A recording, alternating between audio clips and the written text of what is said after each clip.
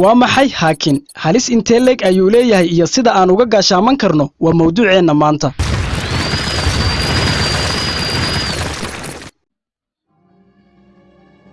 hacking waa xadida xog kugu jirta aalad sida computer ama mobilkaaga iyadoo aanay jirin wax ogolaansho ah means jabsasho hackersku waa kooxo markoodii hore ah programmers balse hadda walfay oo jabsada bangiyada dhacana xoolaha dadka waxay adeegsadaan xirfado u khaas ah iyagoo mara steps dhowr ah si ay u jabsadaan aalad ama computer step 1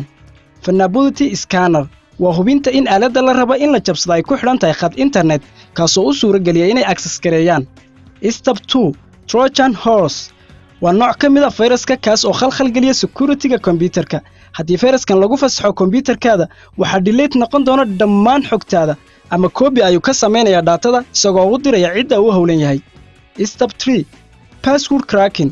markan computerkaagu waa daciif sababtuna waa fayraska lagu soo fasaxay si fudud ayaana lagala bixi karaa wixii la rabo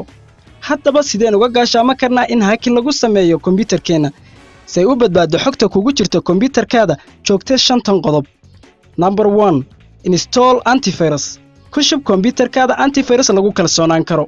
Kasper Sky waa midka lagu isticmaalka badan yahay uguna awoodda badan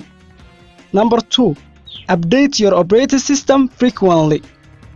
update garee Windows-ka computerkaada si uu la socdo hababka cusub ee fayrasku adeegsado si uu soo galo computerkaaga